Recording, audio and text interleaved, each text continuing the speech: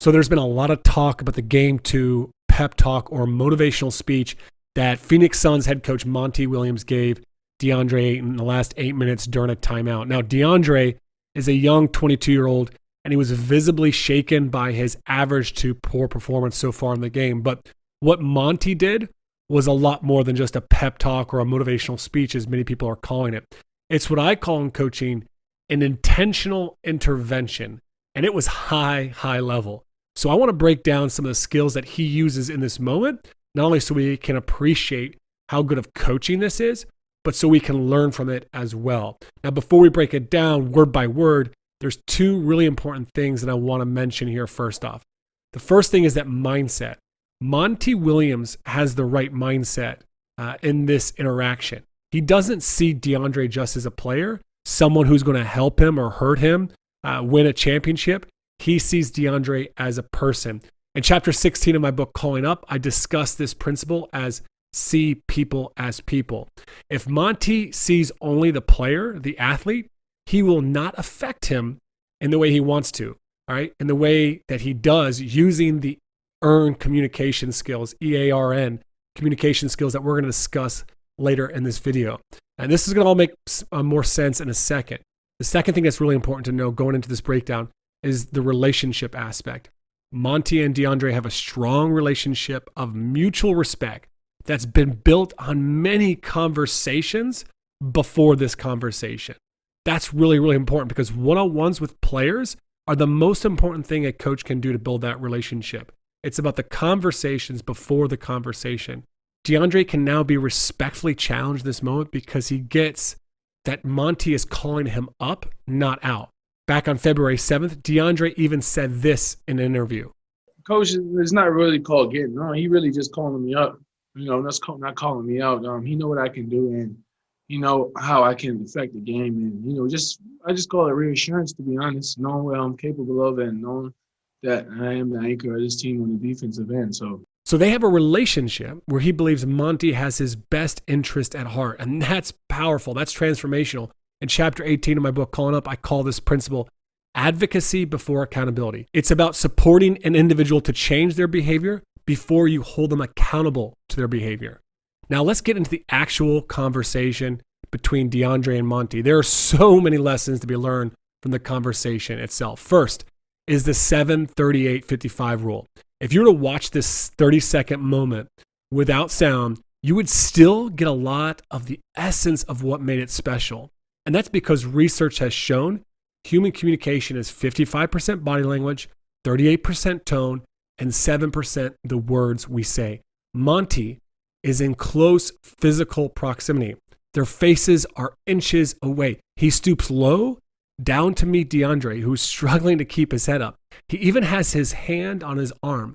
Monty's tone, when you listen to it, it's both kind and firm. It's not false positivity. He's got this demanding but not demeaning tone. This is huge. If he is too demeaning or aggressive, Deandre could shut down. The flight, fight, or freeze response could be triggered. If he has a bunch of false positivity, then he is not believable as a leader. Now, some coaches might watch this and might think, I could never get that close with my player or touch them. They'd flip out on me. And this comes back to my earlier principles around mindset and relationship. This only works if you have a relationship with your players. Coaches, pay attention to your body language and tone even more than you pay attention to your players' body language and tone. Now, when it comes to what Monty says, well, he uses all four elements of what I call E.A.R.N, E-A.R.N. It's a standard of communication that is based upon the research of growth mindset and human motivation. E is encouragement. It's positive statements before the moment. A is affirmation, positive statements after the moment. R is reminders, neutral statements before the moment. And N is notification. They're neutral statements after the moment. Let's break down the conversation so you can see examples of each. This is the deal. One, you're getting back in transition. You don't have Giannis, find a man and be a guard.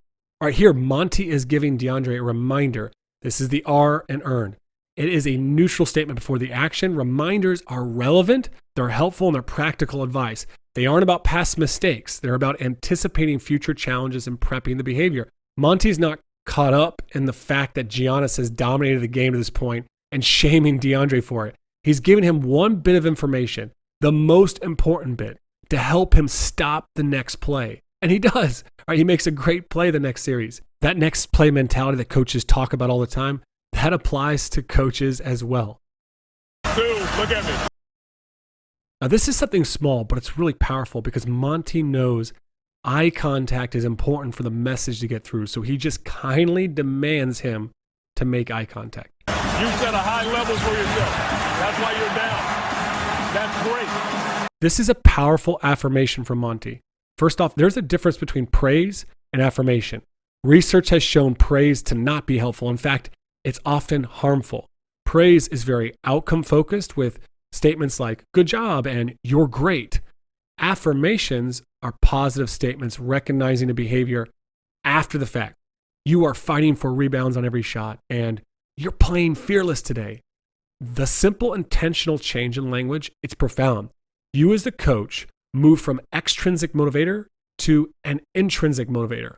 Now, what makes Monty's affirmation so powerful is he does something few coaches do ever. And it's really, really hard to do. He affirms positive behavior amongst negative behavior. Most coaches get caught up in the moment by Deandre's poor body language or sulking or whatever their players do. And then they lecture by telling the player to stop being selfish, to pick your head up and get out there and start playing some defense. Monty chooses to focus on something positive at first, that Deandre cares and wants to do well. He communicates understanding. I get why you're upset. The game matters to you and you have high expectations of yourself, and that's a good thing. Like, that's essentially what he's saying here. You cannot affirm someone in this way if you do not see the person. That's only possible when your mindset is right. Now, how does Monty know that Deandre sets a high level for himself? Because they talk about it. There's no doubt that Monty has had repeated conversations with Deandre about what is important to him and what is challenging for him throughout the season. Now go reach that level. Encouragement. Encouragement's a positive statement before the behavior. It's helpful, but by itself, this conversation doesn't likely have the same effect. Okay? And you can reach it with force. Here we have another reminder. He's reminding him to play with force, which they clearly have a shared understanding of what that word force means. And it's a positive trigger word for Deandre. Doesn't have to be stats all the time. So this one here is a notification. A notification, it's a non-judgmental statement after the action. Right? He doesn't use labels like selfish or lazy or soft. He notifies that he observes his behavior is being affected by his poor stats that game, and that this behavior is not acceptable.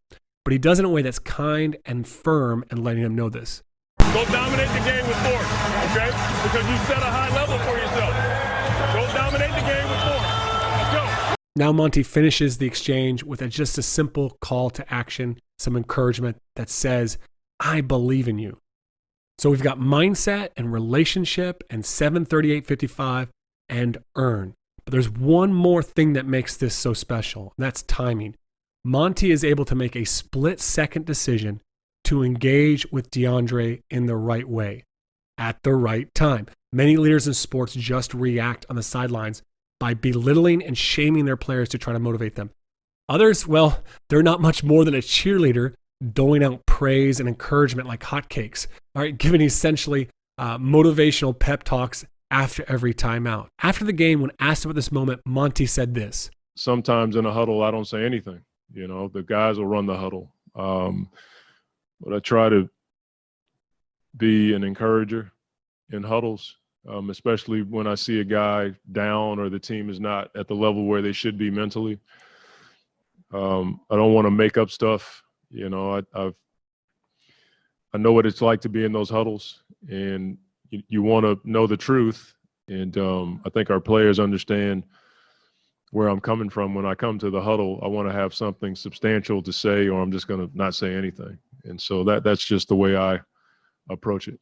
Monty understands communication doesn't always need to come from him. So he allows his players to lead. But when he does say something to his team or a player, it has purpose and it is communicated intentionally.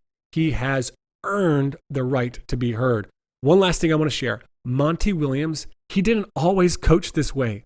This type of communication, it doesn't come natural to leaders.